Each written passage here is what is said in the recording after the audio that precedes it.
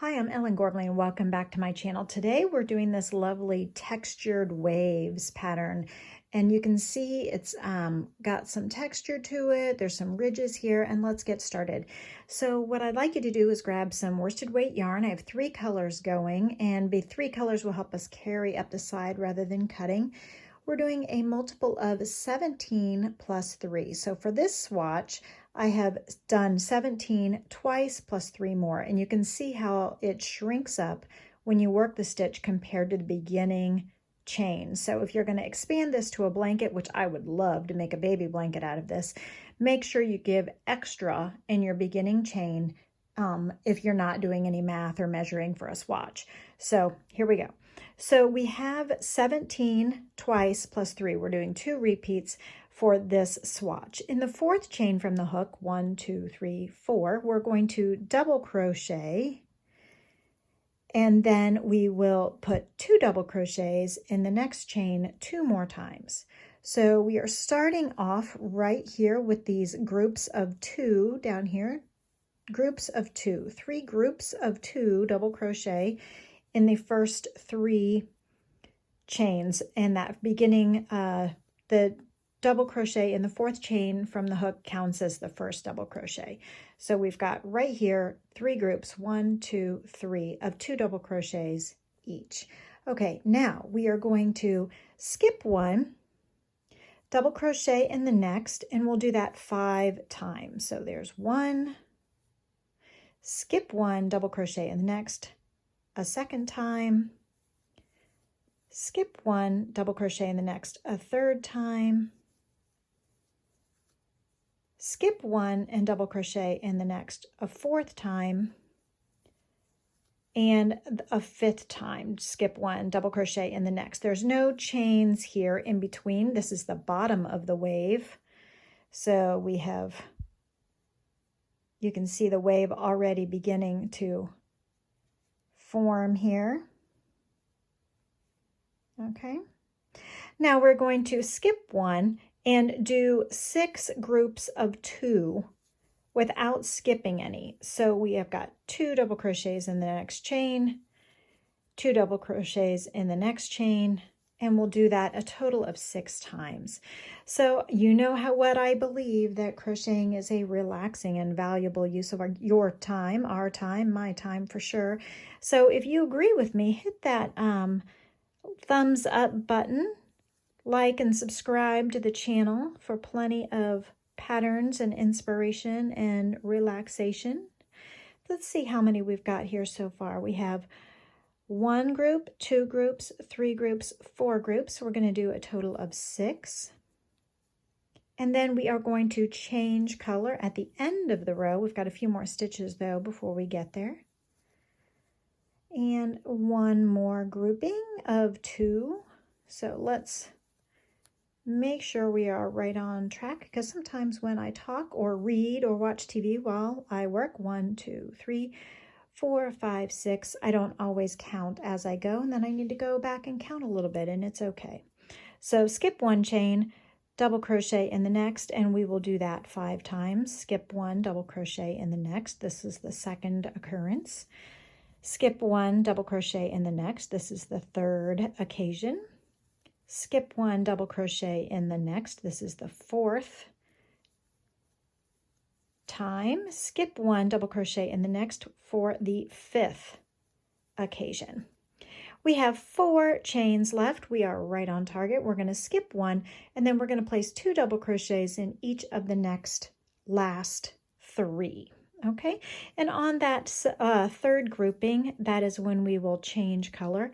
By using 3 colors, as I mentioned before, it'll allow us to just drop the yarn and pick it back up later without having to cut at any point during this sequence, and we will be able to just float the unused color up the sides so that we can put an edging on it later if we do a blanket, and not have to worry about lots and lots of ends, which, you know, annoys me.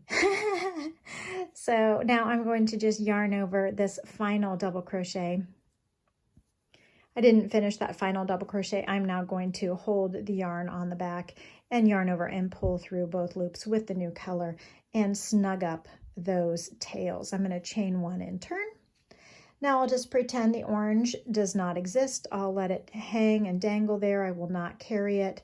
I'm not even going to bother to work over the tail. I'm going to single crochet in the first stitch, both loops, but then all of the rest of them I am single crocheting in the back ridge, back bar of each stitch all the way across. So we are working evenly. There's no decreasing, there's no increasing. We are just working one stitch for one stitch, but always using the back bar of each stitch. So every other row is this lovely single crochet, and this is what causes the texture to happen. And while I'm talking about this, working in the back loop gives a little bit of a raised texture on the front. Okay, so this is the front of the piece. Here is the back of the piece, also very lovely. I like the little peekaboo colors there, but this is the front. And so we are now working on the back side of the project. And then we will turn and work on the front. But I was about to say, when I was a kid, and the reason that I think this would make such a fabulous baby blanket is because when I was a kid, I don't know about you, but I really, really loved to trace the texture of things. So for example, my grandmother had this old, well, it was old to me, this sofa that had this little shape of on it, and it was a little, I wish I had a, let me draw it for you. It had this little, like, in the sofa, it had this shape like this, and then the next piece would be like this, and it was rounded. So like I could feel the ridge of these shapes, and I used to trace it with my fingers over and over again. And just like children really like fringe, but I don't really like fringe for children always because it can come undone or be a choking hazard to little ones. I do like something with texture and tracing it. I remember also my bed frame had, the headboard had like a wooden curly Q shape to it. And I remember in the middle of the night just running my hands over all of the contours of the bed frame. Okay, and this last stitch, we're gonna single crochet, but yarn over and pull through with the third color. And so I just think that children are very tactile little creatures, and they grow up sometimes to be tactile adults like me. And so I think children would really love this tactile, ridgy blanket.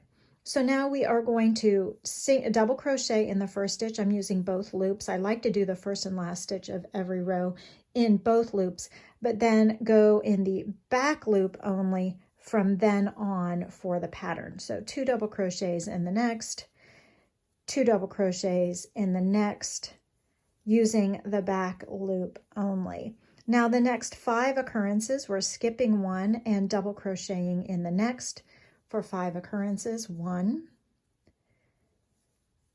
2, 3, 4, 5. And this is what really gathers it together for the lower part of the waviness. And then we will skip 1 and do 6 groupings of 2 double crochets in each of the next subsequent 6 stitches. So we're still doing the back loop only. The rest of the blanket will all be in the back loop only, except for the first and last stitch of every row. And I just do that to help it secure itself. I just feel like when you crochet into one loop or the other, it kind of weakens it. And I want it to be nice and sturdy, especially on the edges of each row. Okay, let's make sure I have 6. 1, 2, 3, 4, 5. I only have 5 groupings. I need 1 more grouping of 2 double crochet in the back ridge of the next stitch. Then we will skip 1, double crochet in the back ridge of the next one, and we'll do that 5 times. I want to show you how we pull up the orange for the next row. And then I want to tell you a little bit about my idea for making this even more textural. So hang in there. It's not on the swatch. It's a little secret tidbit that really came to me here. 1, 2, 3, 4, 5.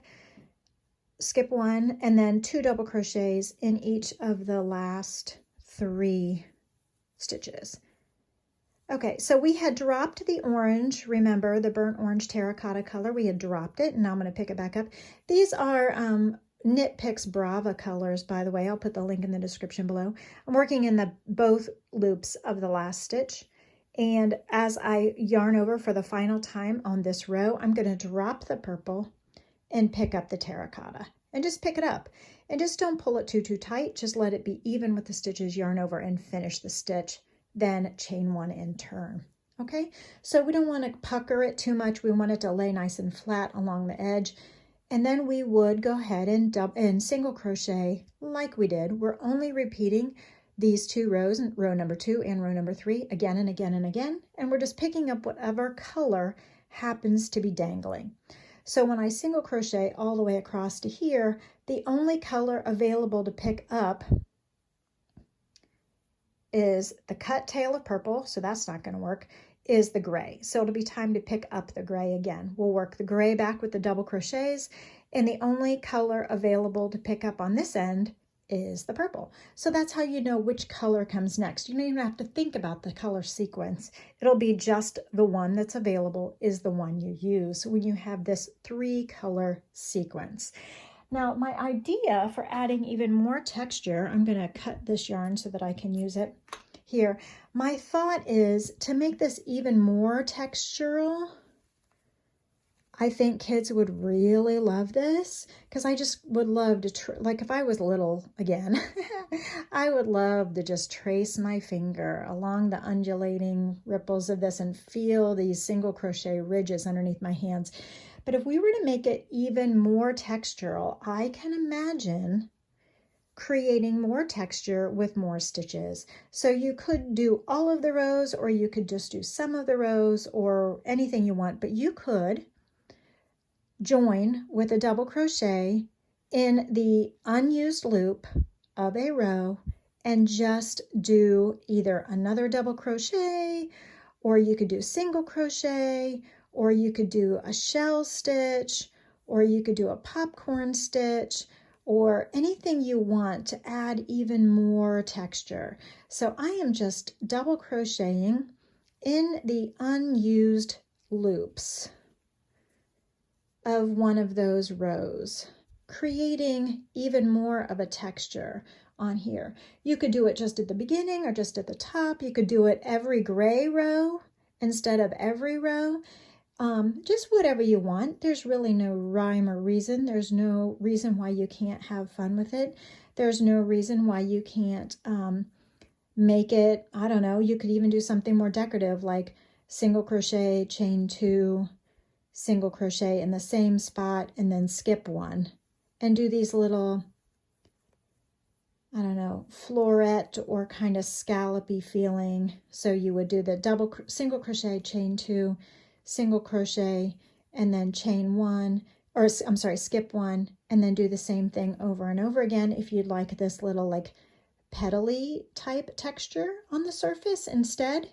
Whatever floats your boat. So I'd like you to give this a try and let me know what you think in the comments below, and I will see you on the next video. Take care, everybody. Like and subscribe if you don't mind. Thanks. Bye.